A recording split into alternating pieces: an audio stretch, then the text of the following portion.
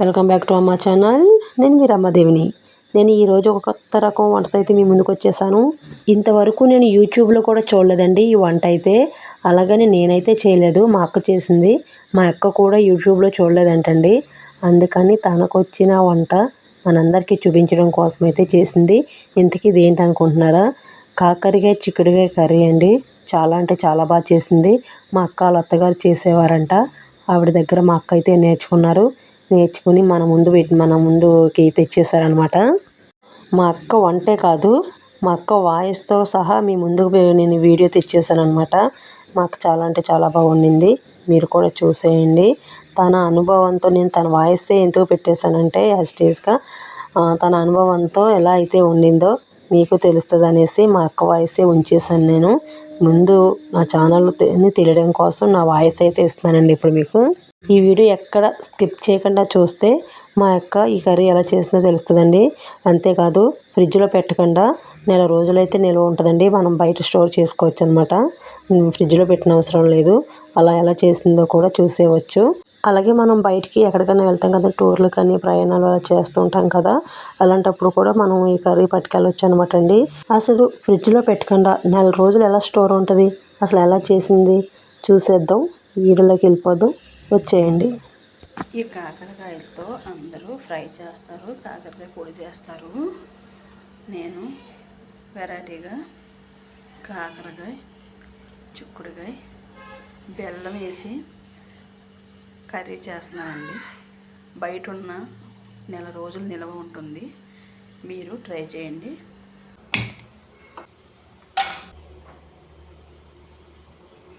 బాండీ పెట్టుకున్నాను.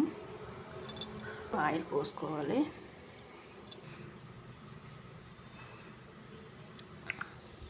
అదిగోండి ఆయిల్ అంత పోసాను. చూడండి, కాకరకాయ ముక్కలు, ఉల్లిపాయ, పచ్చిమిరపకాయ పోసుకున్నాను. ఇప్పుడు ఉల్లిపాయ ముక్కలు వేసేస్తానండి. ఆయిల్ వేడెక్కింది. ఇవన్నీ ఉల్లిపాయ ముక్కలు వేస్తాను. వీటిని బాగా వేయించుకోవాలి.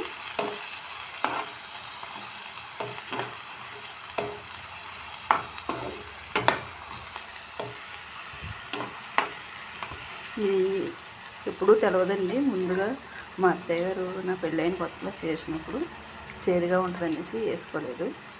తర్వాత మా అత్తయ్య గారు ఒక రోజు చూడు బాగుంటుంది, నీకు బాగుంటే మళ్ళీ వేసుకుంది కానీ అయితే మానేద్ది అని బలవంతంగా వేసారండి.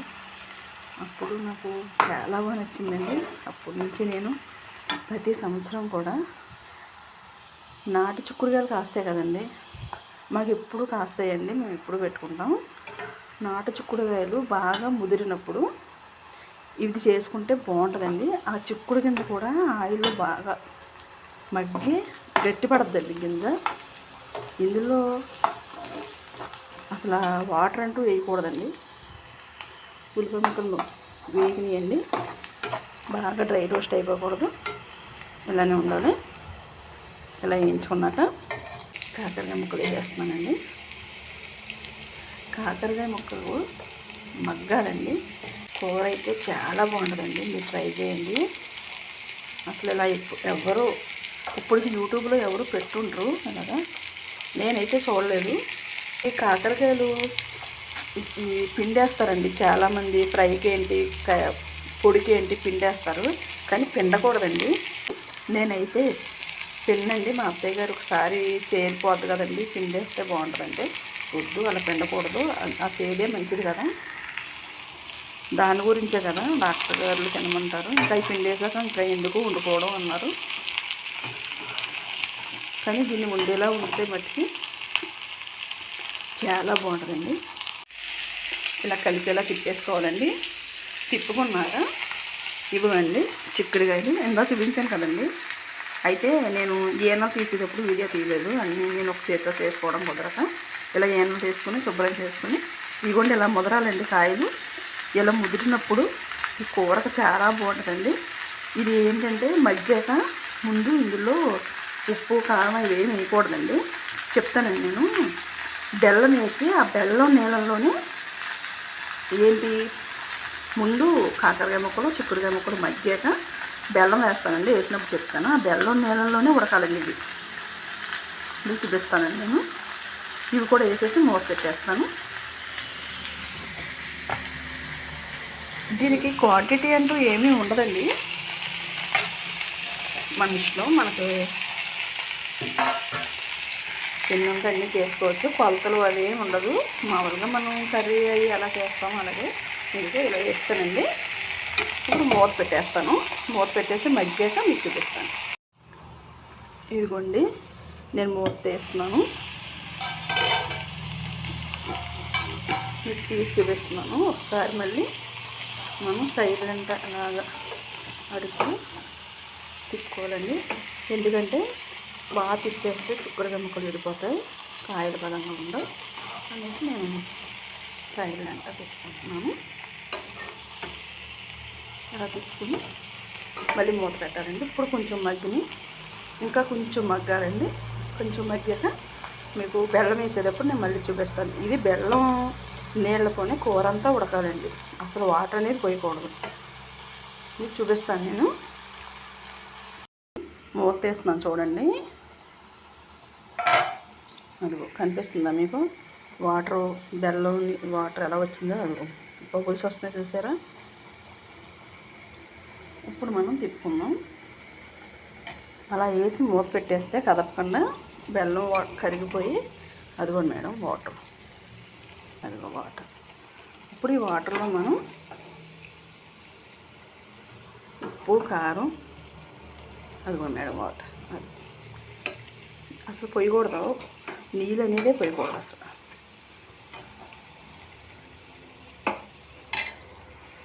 ఇప్పుడు మీకు చూపిస్తాను మేడం. ఏంటంటే ఇందులో కల్లుప్పు వాడకూడదు మేము, ఎందుకంటే మేము మామూలుగా అన్ని కర్రీస్లోకి రాళ్ళుప్పే వాడతాం. ఇదిగోండి నేను మామూలుగా చేత్తో వేయను, ఎప్పుడు మీకు చూపిస్తాం కోసం. ఇదిగోండి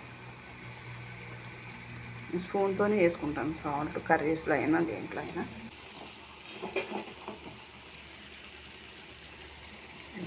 పసుపు నేను పసుపు ప్రతి కర్రీస్లో కంపల్సరీగా వాడతాను మేడం. కొంచెం పసుపు నేను ఎక్కువగానే వాడతాను. నాకు కారం వేస్తాను 2 స్పూన్లు. చూడండి దీనికి కారం మనకి ఎలా అంటే కొంచెం కారం వేసుకుంటే పిక్కిల్లా ఉంటుంది అన్నమాట. దీన్ని మనం తిప్పేసుకోవడమే. ఇంకా తిప్పేసి ఆ వాటర్ లీకేంత వరకు జాయిగా చిన్న మంటలో పెట్టి సిమ్లో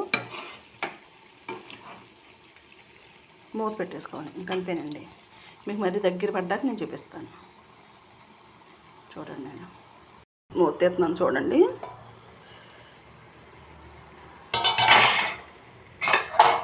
ఇదిగోండి ఉప్పు కారం అన్నీ వేసాక దగ్గర పడిపోయింది చూసారా?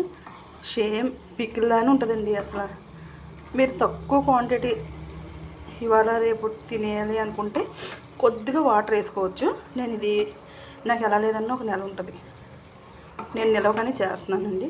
డైలీ రోజు ఒక ముద్దలో వేసుకుంటే బాగుంటుంది, కాకరకాయ తినాలంటున్నారు అనేసి ఎంత జాగ్రత్తగా చెప్పినా చూసారా? చిక్కుడుకాయలు అయిపోయినాయి. ఇవి ఇలా గింజలు ఇడిపోయినాయి కాయలు చాలా బాగుంటాయండి. పచ్చట్లో మనకి గట్టిగా అలా ఉంటాయి, సేమ్ అలానే ఉంటాయి. అసలు కాయ ఎడకుండా తిప్పుదాం అనుకున్నాను, కానీ అక్కడక్కడ ఇవ్వండి ఇలా అలా ఉండాలి కాయలు. సేమ్ మనకి పచ్చడి అని నిలవగా బయట ఫ్రిడ్జ్లో కూడా స్టోర్ చేయక్కర్లేదండి. సేమ్ నేను చెప్పినట్టు చేస్తే ఫ్రిడ్జ్లో కూడా స్టోర్ చేయక్కర్లేదు, మీరు బయటే ఉంచేసుకోవచ్చు. అయిపోయిందండి.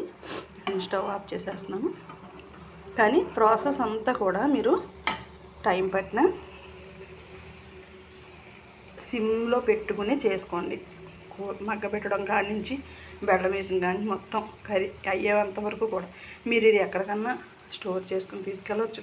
నెలనాడు మట్టుకి అసలు నేను చెప్పిన పద్ధతిలో చేస్తే మీకు బయట ఉన్న బూజు రావడం కానీ చెడిపోవడం కానీ స్మెల్ రావడం కానీ ఏమీ చేయదండి. ఆయిల్ కొంచెం ఎక్కువ పడుద్ది.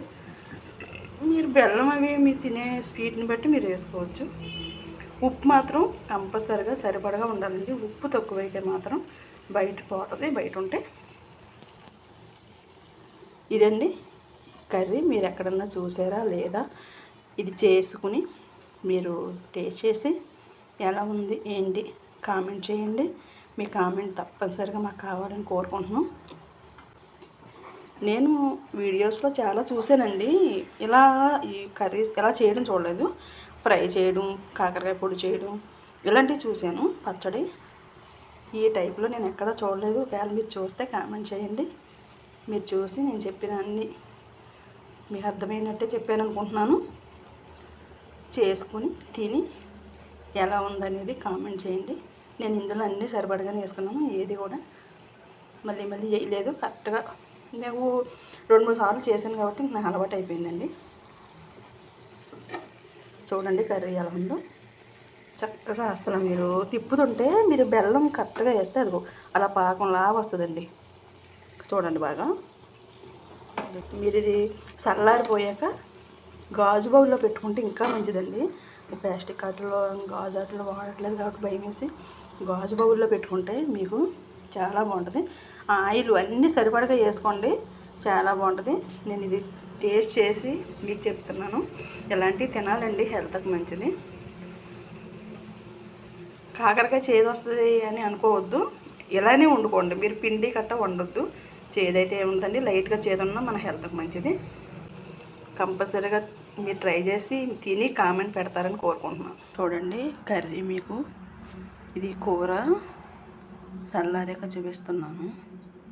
ఇదిగో ఇలా ఉంటుందండి చల్లారాక. మీకు ఇందాక ఒకటి చెప్పడం మర్చిపోయానండి. వేడి మీద కూర దింపి మనం కింద పెట్టుకున్నప్పుడు వేడివేడిగా ఉన్నప్పుడు మూత వేసేసి అలా ఉంచకండి. ఎందుకంటే మూతకు పెట్టిన ఆవిరి వాటర్ అంతా ఇందులో పడి మళ్ళీ అది కూర తేడా వస్తుంది.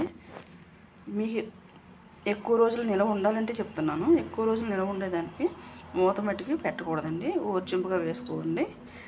ఇదిగోండి ఇలా ఉంటుంది. కాకరకాయ కూర కొంచెం వేడి చేస్తుంటారు కదా, రోజు వేడివేడి అన్నంలో కొద్దిగా వేసుకుని కొంచెం నెయ్యి వేసుకుని తింటే సూపర్ ఉంటుందండి. ట్రై చేయండి. మీరు ట్రై చేసి మీకు ఎలా ఉందో టేస్ట్ చేసి కామెంట్ రూపంలో తెలియపరుస్తారని కోరుకుంటున్నాను. అస్తమాను కామెంట్ అంటుందని ఏమనుకోవద్దండి. మీ కామెంటే మాకు విలువైనది.